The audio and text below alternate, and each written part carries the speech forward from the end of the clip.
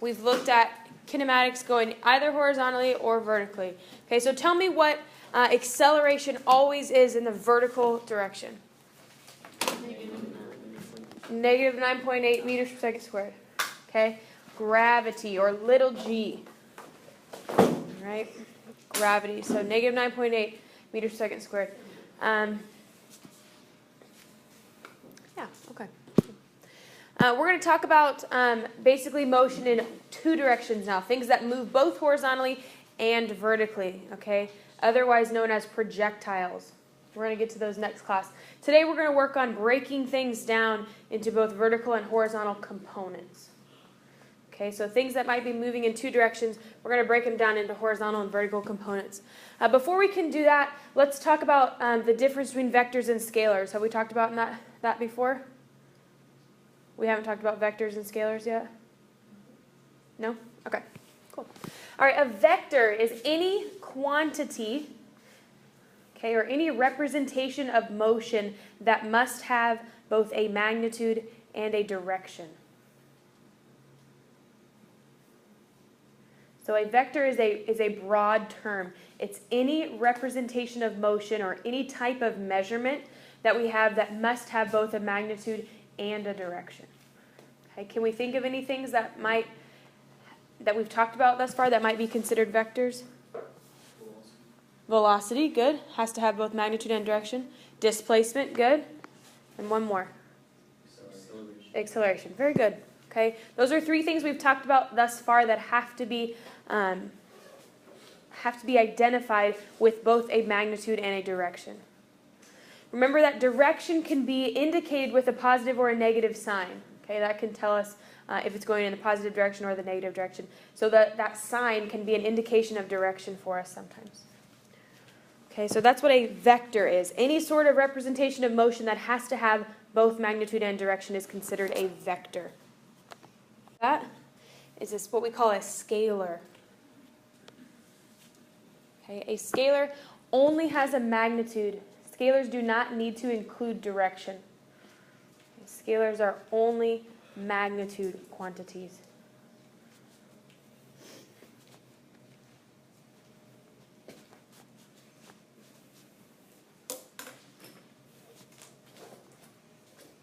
All right, so what do we know about, or what have we talked about so far that would be considered a scalar?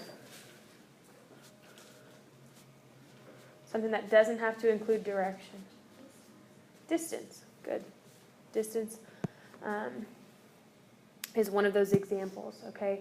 Distance, speed, time, and temperature are some of those that we talk about that doesn't have to have a direction, okay? Even though temperature has a negative sign sometimes, that's not indicating an up or down. Scalars, therefore, always are going to be positive. So scalars are kind of an absolute value. They don't ever have a negative sign with the exception of temperature. It'll always be the non-direction version of a vector.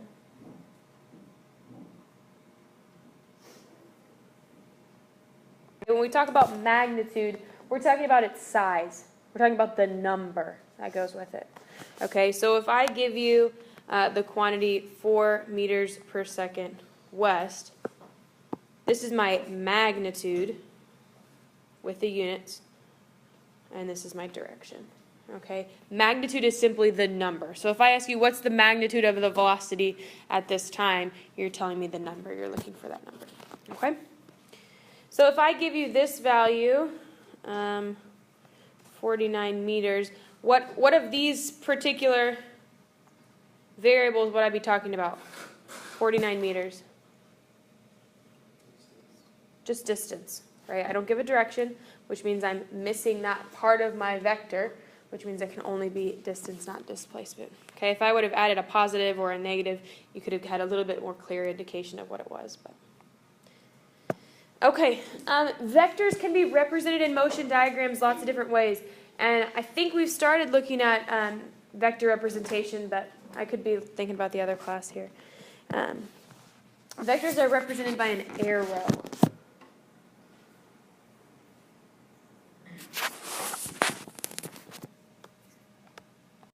Okay, so vectors have a certain way to represent them in the form of an arrow, but they have a couple different stipulations that they have to be when you draw them. Okay, first and foremost, you have to draw them to scale, or as close to scale as you can, and they have to be drawn in the correct direction.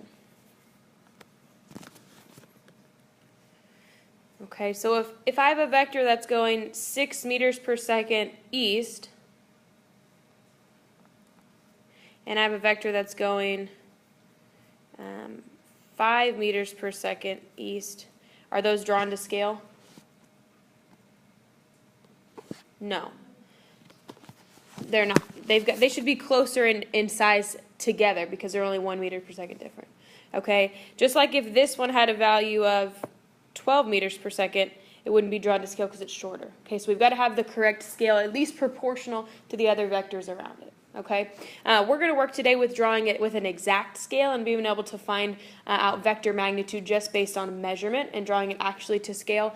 But you do need to understand that we need to do our best to draw them to scale when we're doing basic drawings. Okay, they have to be drawn in the correct direction, so that means in the direction of the motion. So if I tell you I'm going east, it doesn't do me any good to draw my vector to the west, right? That's telling me, that's indicating that I'm going west. So it always goes in the direction of the motion.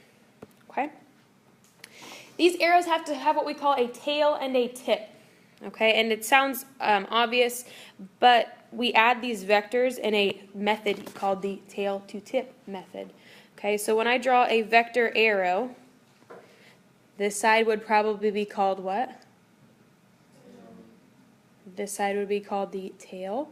This side would be called the tip. Okay, the tip always has to go in the direction of the motion. So we're always looking at drawing those vectors in the right direction. Okay, and as to scale as much as you can. Okay, tip always goes direction of the motion. Good. Okay, so I know it sounds obvious that there needs to be one side that's the tail, one side that's the tip. I shouldn't have to explain that, but we do add them graphically with this method. Okay, called the tail to tip method. Okay, and we're going to practice that here in a little bit, but you need to understand what it means first. Okay, what it means is that the tail of the second vector gets added to the tip of the first. Okay, the tail of the second vector gets added to the tip of the previous. Okay, so if I have a vector that's going east, and then I have a vector that goes, let's say my next vector goes north. Okay, let's make sure that we identify our origin here. So here's our starting point. If I have a vector first that goes east, then a vector that goes north, I'm going to add that right onto the tip of the previous vector. Okay, the tail of my second vector goes right onto the tip of my first vector, and I can go as many as I want adding these together. Okay, I can keep adding them, and we're going to find out basically our final displacement, how far we ended up from where we started. Okay, so you can add them graphically, but always remember that the tail of the second goes on the tip of the first. That's why it's called tail to tip method. Okay. So far we're only basically looking at displacement or velocity vectors, and you can label the vectors with a capital D for displacement, a capital V for vector, or I'm sorry, a capital V for velocity if you want. I typically label all my vectors V just for vector number 1, vector number 2, but you can label them however you want. Okay, but if you want to be really particular and label your displacement vectors as a capital D, D sub 1 for the first vector, D sub 2 for second vector, you can do that, but I'm not super consistent using that, so. Okay, so we're going to start looking at adding our vectors here, how they get added. One-dimensionally adding vectors is very simple, okay? When we get started into talking to 2 dimensions, it'll get a little bit more complex, but the math that goes with it is so simple, okay? So if a person walks 8 kilometers east, takes a stop for a second, then walks another 6 kilometers east, here's our origin. Here's my first vector, 8 kilometers. Here's my second vector, 6 kilometers. my final displacement would be 14 kilometers to the east of the origin, right? If this is where I ended up, my final displacement is 14 kilometers to the east. Okay, and this blue vector that I just drew, showing how far we are from where we started, is called a resultant vector. Okay? So how far you ended up from where you started is called our resultant vector. And the resultant vector is the sum of all of our vectors that we've been looking at. Okay, so the resultant vector is the sum of all vectors of a motion diagram.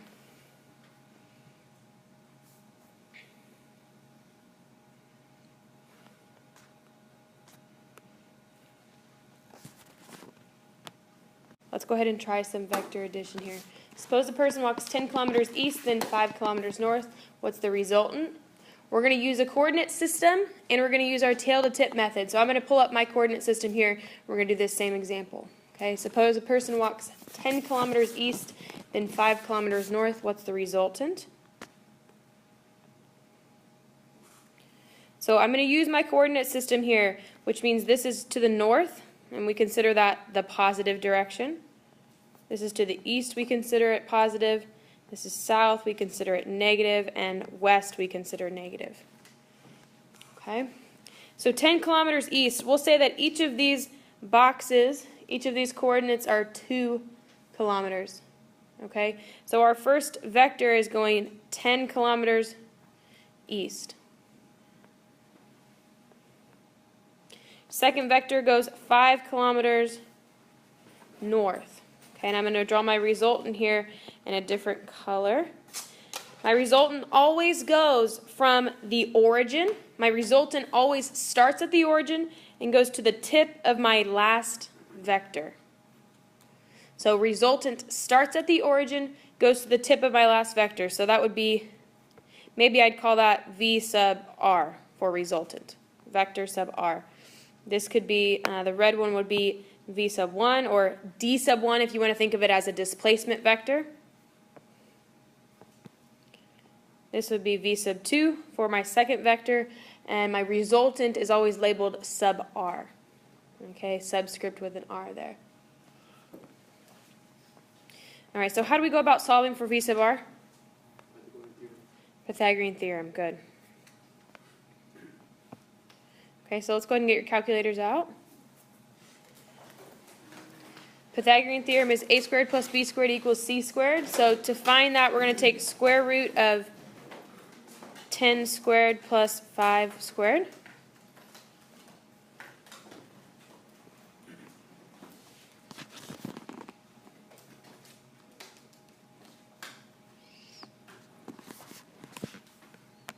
All right, so what did we get as our resultant?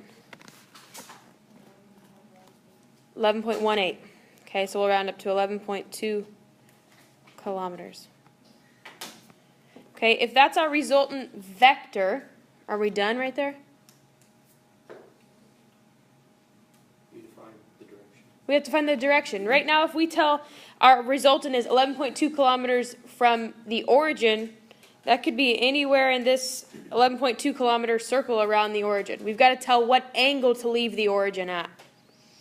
Okay, so let's go ahead and solve for our angle here. So we always find the angle within our triangle that we've made. Okay, so we're going to solve for this angle right here.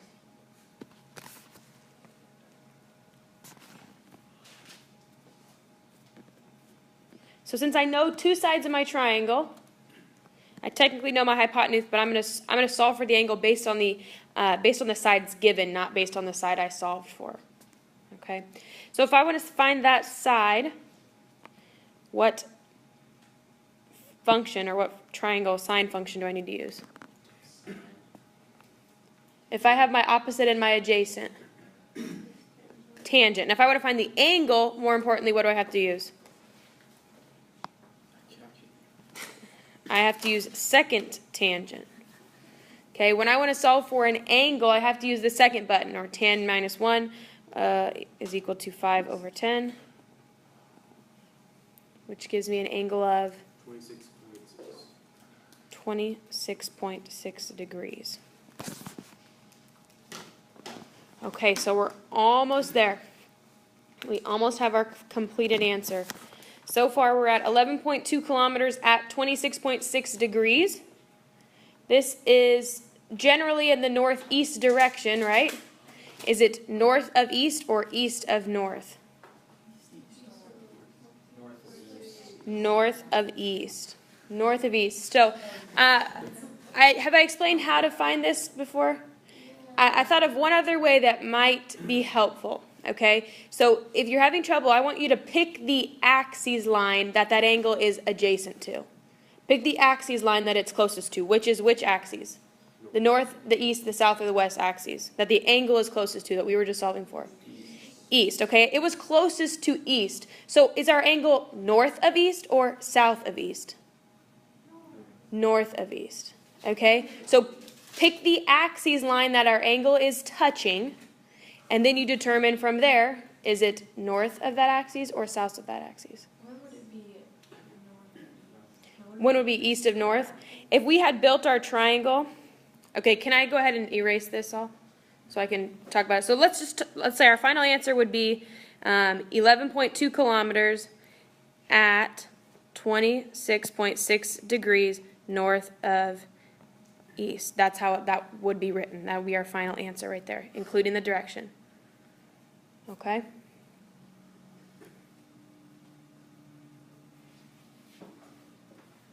So let's look at it this way. I'm going to go ahead and get rid of this writing, okay? Let's look, if I had drawn my north vector first, if I'd gone 5 kilometers north, then 10 kilometers east, my resultant vector would have ended up in the same spot, right? But I would have been solving for this angle. And in this case, my angle would have been closest to the north axis. And is it east of north or west of north? It's east of north. And we would have gotten the complementary angle to the 26.6 that we just solved. Right? Okay, you can add 2 vectors. You can add 5,000 vectors. It doesn't matter. You can add them in any order and as many as you want. Your resultant should always end up in the same spot as long as you add them correctly. Okay, the right magnitudes, in the right directions, all that kind of stuff. Okay, but you can add any number of them and you can add them in any order. It won't make a difference. Okay, so just like we demonstrated in our last one, whether we add it to the east first and then north or north first then east, our resultant should end up in the exact same spot. Okay. Resultant vector always goes from the origin to the tip. We talked about that. Your resultant must start at the origin, must go to the tip of your final vector. Okay? Must go from the origin and end at the tip of your last vector. That's important.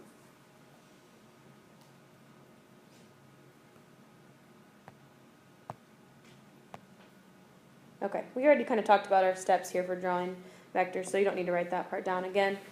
But here's a little example here. So out of these 3, which would be my resultant vector? The 21. Why do we think that 21 automatically?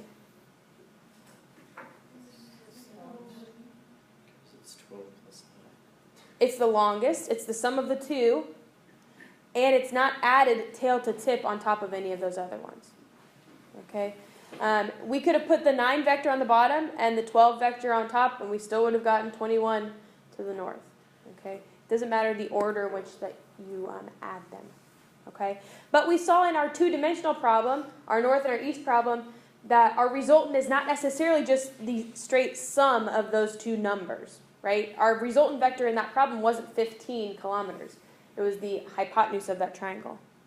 So thus far, we solved for our resultant vector mathematically. Okay, we solved for the hypotenuse. We solved using math. But you can solve using an exact scale as well. So we're going to practice adding these vectors graphically. So you need to make sure that you have some room on your paper to do this drawing. But we're going to work on adding these graphically. So I'm going to give you a ruler. You're going to pick a scale that you think will work. Okay? That's the example I gave you. You could make it bigger or smaller, whatever you think. But you need to draw these vectors to scale, add them tail to tip, and you're going to graphically determine your resultant, which means you're going to measure your resultant vector from origin to tip of the last vector. The thing that you cannot do with adding these graphically is find the angle, right? We don't have a protractor to do that. Okay, so once you find your resultant vector, we'll start looking at the components to break it down and solve for the angle of that. But you can find its magnitude just based on measuring your scale correctly. Okay? V sub r equals 63 meters. Okay, what else? It was 63 exactly. Does everyone have exactly 63? I got 65. 65. 65. A couple more people for 65.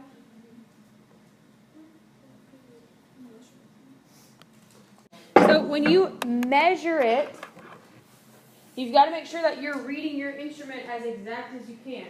Okay, so give yourself a big enough drawing, a big enough scale that you could read that to the correct proportion. So that's my scale. I did inches for some weird reason, and that's how long I got it as. Okay. Oh my. Okay. 0.685 equals 1 meter. No, that's not 1 meter. Okay. 1 divided by.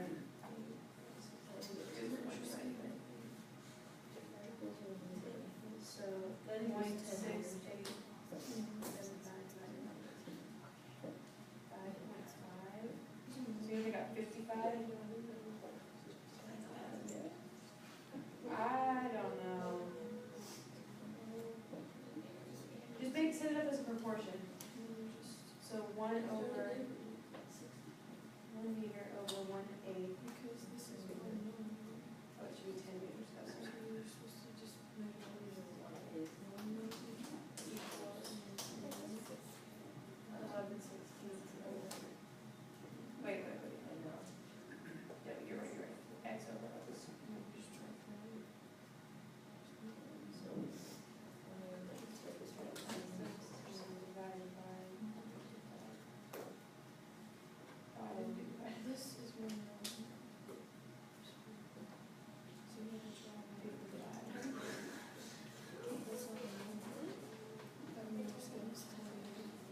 Alright, so let's go ahead and take a look at how to mathematically check our answer here.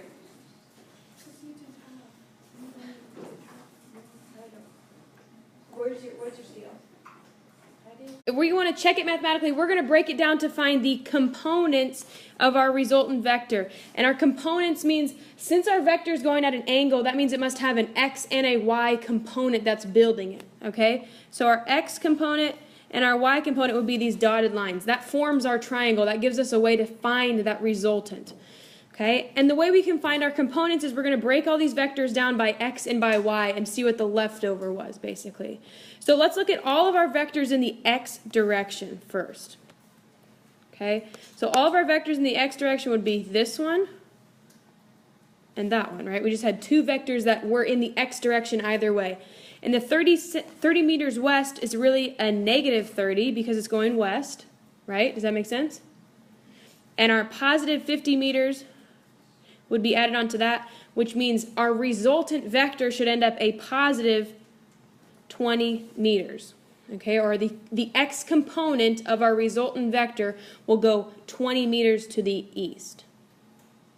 Does our resultant vector go in the east direction? Does that match? Okay, good. Now let's look at our y directions. We had three vectors going in the y direction. So we look at 10 meters south, 90 meters south, and 40 meters north, which means we'll have a negative 10, a negative 90, and a positive 40. We add those all together to see what our y component is of our resultant vector, which should give us a negative 60, which means it's going in which direction? Down, because it's a y and it's in the negative direction. So does our resultant vector go south and east? Yeah, so that makes sense, right? Okay, so that means the components of our vector would be 20 and 60. Now we can solve for our resultant vector using Pythagorean theorem. This is a way to check it mathematically. break them down into x and to y's, and then we'll build our new triangle. And we're going to go into this a lot more in just in the next couple slides, but this is a brief introduction here.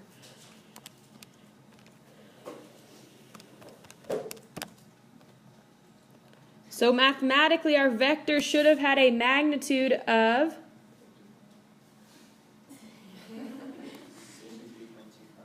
63.25 meters. Okay, so those of you that said 63 had a pretty close drawing. Okay, that means your scale was pretty well done. Okay, then how do we find this angle right here? Yep, second tangent.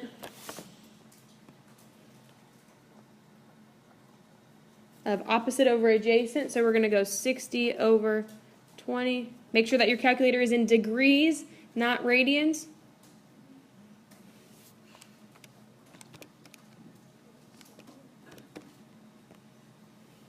And we get about 71.56 degrees.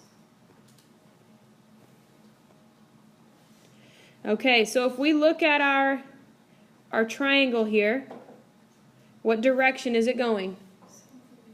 South of east. Good. Okay, the angle is touching the east axis. From there you can tell it's south of east. Does that make a little bit more sense than reading it backwards like we talked about first? Okay, good. I was trying to think of another way, but I couldn't. Okay, south of east. So here's our entire answer. Very good. Okay, when I'm talking to you about components, I'm looking at what makes up this angled vector. Okay, so this says a 35 meters per second velocity vector is exerted up and to the right. So I have some sort of velocity vector that's going in the northeast direction. Whenever I have a vector that's going at an angle, I have to know that there's a horizontal component and a vertical component that are making that angled vector up, right? It has to have both a horizontal and a vertical component that's making it, okay? So our components are always perpendicular to each other. Their resultant you always find solving with Pythagorean theorem. But whenever we have a vector that's at an angle, we've got to start breaking them down into vertical components and horizontal components. Okay? So that's what I say when that's what I mean when I say components, is that these two vectors are making up basically a 35 meters per second resultant vector. All right? So this is a lot of words, I know, for what we're doing, but here's a bunch of different ways that you can look at your vectors. We've added them tail to tip here with our horizontal first, then our vertical second.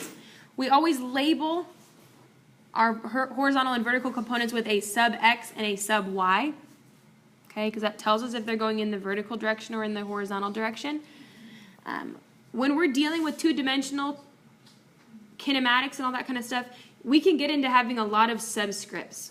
Right? V sub OX and V sub OY would mean initial horizontal velocity, initial vertical velocity. You've got to make sure that you're labeling those subscripts correctly. So don't leave off any subscripts because you think you know. Okay, we're going to be dealing with a lot of different variables in these problems, and you'll get confused if you don't label them with extreme care. Okay, so just make sure that you're paying attention to V sub x and V sub y. Those mean that you're breaking down into vertical and horizontal components. Okay. Here's another example of adding them y first, then x. Your resultant again ends up in the same spot. It doesn't matter which way you add them. This right here is an incorrect way to look at components. Your resultant is not ending up anywhere. Okay. If we are trying to add these tail to tip, our resultant is not going from our origin to the tip of the last vector. It's going nowhere. Right? We have to have our vectors added tail to tip so that our resultant vector ends up somewhere. Right now it's ending up nowhere. Okay, so our vectors have to be added tail to tip. All right, questions? These components we can't solve for yet because we don't have an angle. So there's no way that we could solve for these sides of the triangle without an angle and our hypotenuse. So we're going to look at solving for components here. Here's a little trig review. We know that sine is equal to opposite over hypotenuse. Cosine is adjacent over hypotenuse. Tangent is opposite over adjacent. That should be a review for everybody, right? Okay. Great. Anytime we see theta, what's it mean? Angle. Just means angle. Okay, so if I say solve for theta, I'm talking about that particular labeled angle. All right? Here is the exact same thing, just written with our subscripts written in. So this v here would be considered which vector? Our hypotenuse, but our resultant vector. Number one, it goes from the origin to the tip of the last vector. And most of the time we'll label our resultant vector with a little sub r. But if it's not labeled, you should be able to tell just from its drawing.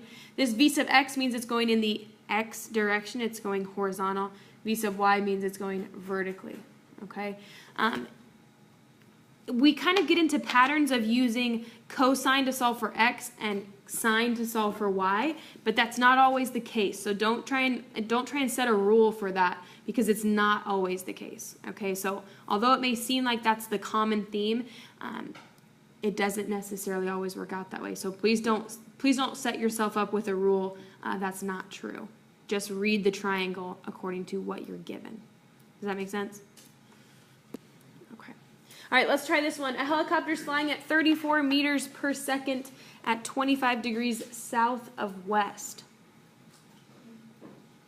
What are the components of the velocity vector? So here is our origin right here. Here's our origin.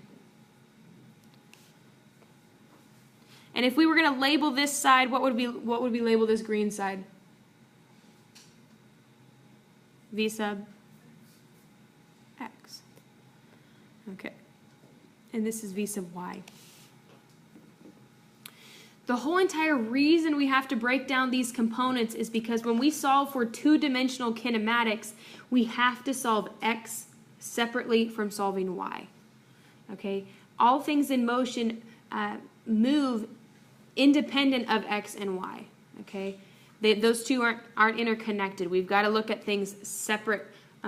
We've got to look at horizontal separate from vertical. So that's the whole reason that we're learning to break these vectors down, is because we have to solve x and y separately. Then we can bring them back together at the end. Okay? But those two things are independent of each other in terms of an object's motion. Okay? So let's go ahead and start solving for. We're going to solve for v sub x first. Using our 25-degree angle, is v sub x adjacent or opposite? Adjacent, which means we're going to use cosine of 25 is equal to v sub x over 34.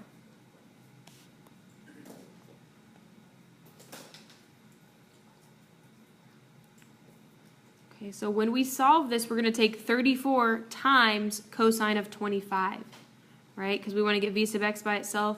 So we're going to take 34 times cosine 25. Sometimes you'll see me go ahead and just write it like this. 34 times cosine of 25 equals v sub x. Okay, the only thing that I'm doing is moving this 34 up. Okay, I'm just taking out one little step of writing it. So if you see it written like this, just ask if you have questions, but it doesn't mean anything different. We're just using cosine to solve for that. 34 is our hypotenuse. Okay, and all that I'm doing is moving that up. So what do we get for v sub x? 30.8 meters per second. And what else do we need to have?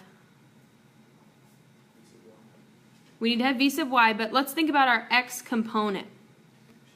We need to have direction. So is it moving in the positive or the negative direction? It's moving in the negative direction. So our component here is negative 30.8 meters per second. Okay, and here it's essential that we include the negative rather than writing west, because when we start adding up all of our x components and adding up all of our y components, we've got to make sure that we account for that negative or that positive direction. Okay, so component-wise, let's make sure that we label them as positives or as negatives. All right, let's go ahead and solve for v sub y now. V sub y, we're going to use sine or cosine? sine. So we'll say sine of 25 is equal to v sub y over 34, which is essentially taking 34 times sine of 25.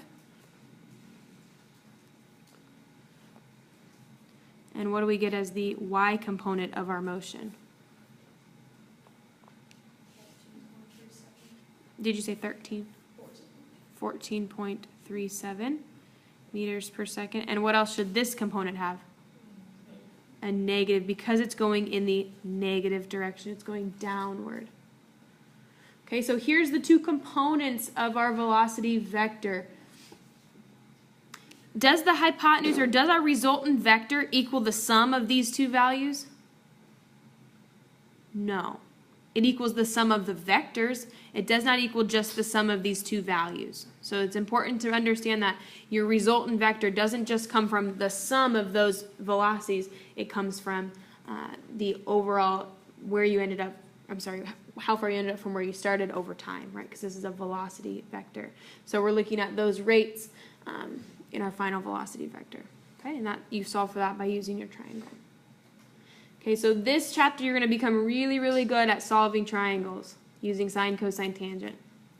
Okay. Any questions here?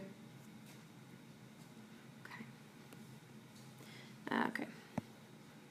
Let's go ahead and try this one. A vector called v represents a displacement of 500 meters at an angle of 30 degrees north of east.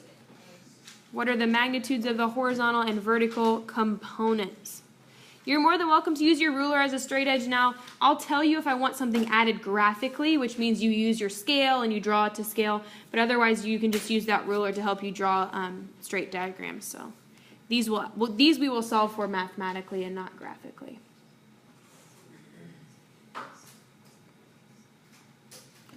Okay, so here we indicate our origin. I'm going to make my resultant vector here in red. I know that I need my angle north of east, which means that my vectors need to form that triangle right there.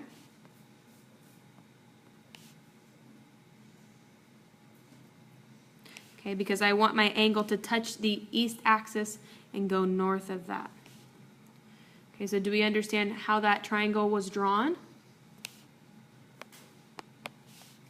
I took my 500 meter vector, I drew it generally up in the northeast direction, and then I found out where I needed my angle to be, and I'm going to build my components from that. Okay? So if I want to label this side right here, what would I label it?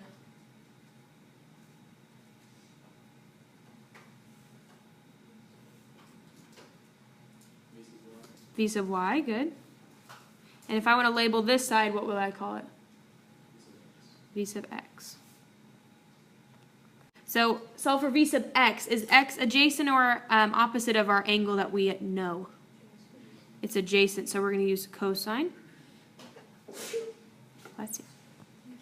Cosine of 30 degrees equals V sub x over 500, which is essentially taking 500 times cosine of 30, and we get what value? 433. Thank you. Okay, meters. Since this is a displacement vector. Meters. And is it going in the positive or the negative direction? Positive, so we can just leave it positive. Okay, if you want to put the little plus in there, that's fine. But after you solve for your components, you need to take a look back to see is it positive or negative. Okay, because that will make a big difference in your overall problem.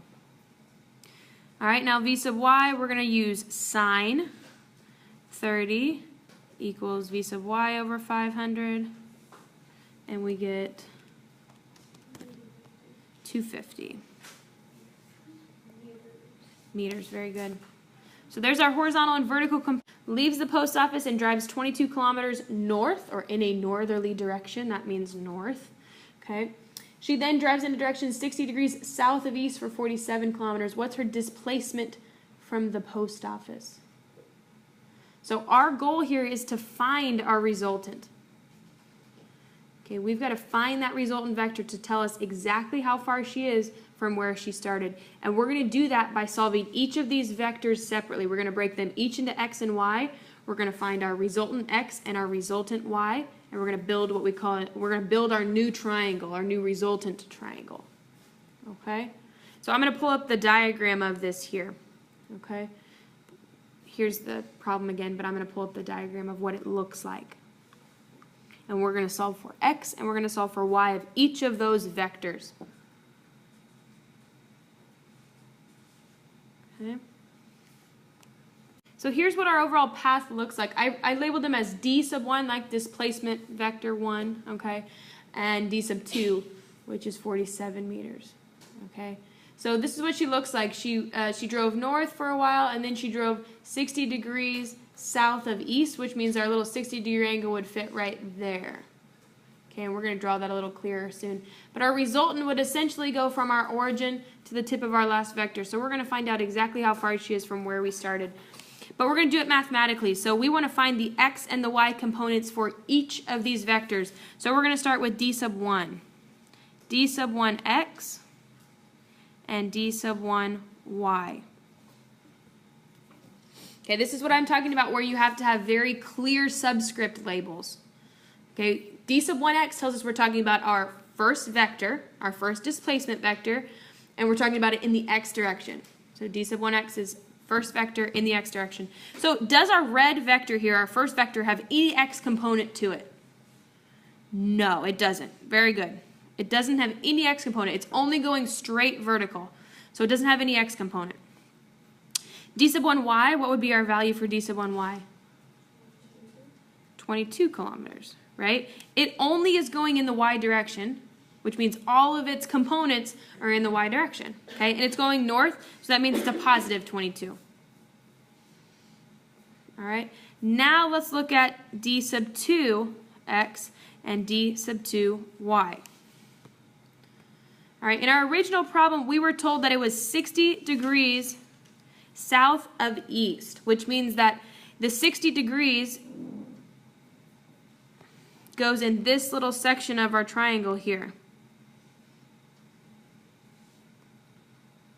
Okay, we're looking at d sub 2 as a whole by itself, so we don't really care about d sub 1 anymore. We're looking at just the triangle, or just the vector d sub 2. We're looking at 47 meters at 60 degrees south of east. So this angle right here, is it south of east? This 60-degree angle, is that south of east? Okay. I could have solved it using its complementary angle. I could have solved it using its complementary angle and building that triangle this way if I wanted to. It doesn't make a difference, but we're going to go with the 60 that we were given. Okay.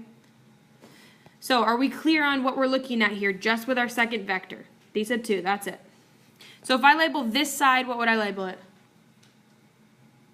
D sub 2x. Very good, d sub 2x. And I would label this side as d sub 2y. Okay, now let's go ahead and find the components of these. We'll start with d sub 2x. Is it adjacent or opposite of this angle? It's adjacent. So we use cosine.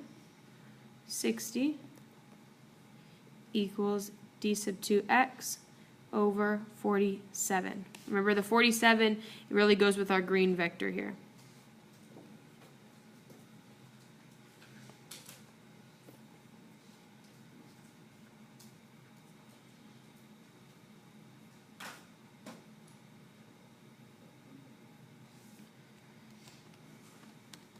Okay, and I got 23.5. Is it going in the positive or the negative direction? Is our x component here going in the positive or the negative direction? Positive. It's going east. Positive direction. So now let's look at d sub 2y. We're going to use sine of 60 equals d sub 2y over 47.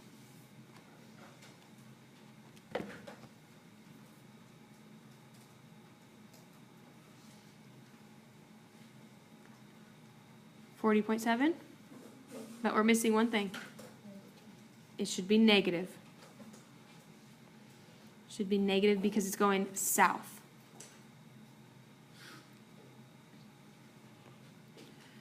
Okay.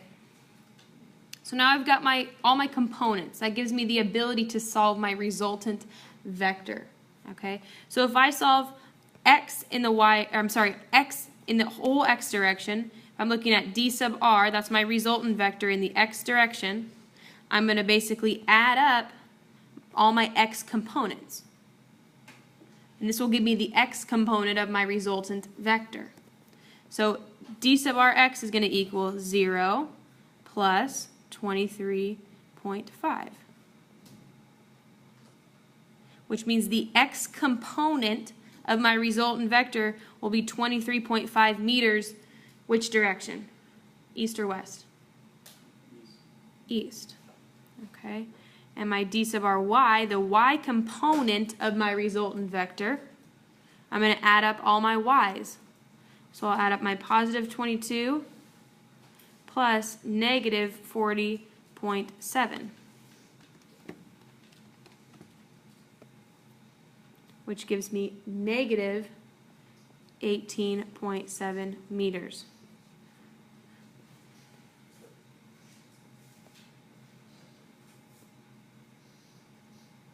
Okay, questions about that? Does this give me my resultant, or does it give me the components of my resultant?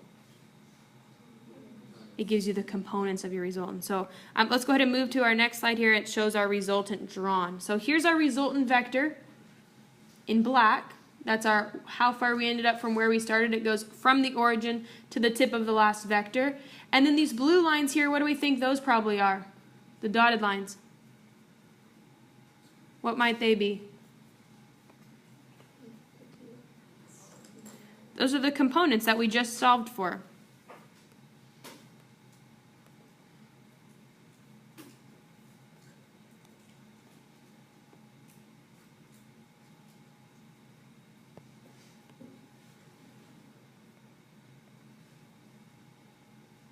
Okay, so here are d sub rx. If I was going to label these components, what would I label this side? D sub rx, and I would label this d sub ry. Because all I'm doing is taking my component right here of my resultant vector, and I'm breaking them down into components. Okay, and we know the value for d sub rx is positive 23.5. We know the value for d sub ry is 18.7. We don't have to plug in the negative when we do the math part of it. The negative tells us direction. Okay, so the negative is only for us looking at the direction of these. So d sub r, how do we solve for this?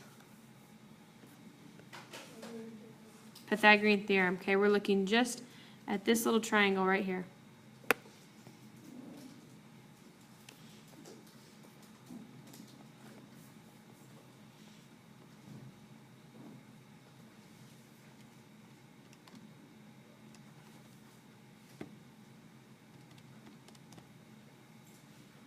And I got about 30.03.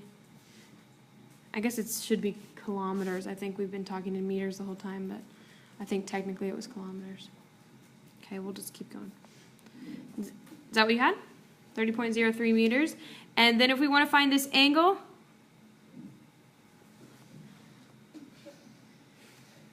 you always have to find the angle. Always, always, always. So it's going to be at, first of all, you're using second tangent of opposite over adjacent, so 23.5 over 18.7. Don't plug in negative 18.7, okay, just plug in the magnitude there.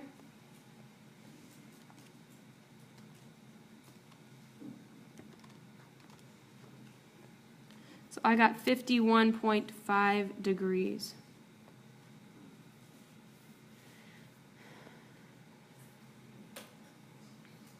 Okay, so what would be our direction? East of south. East of South. Very good. Our angle is touching the south axis, and we went to the east to find that angle.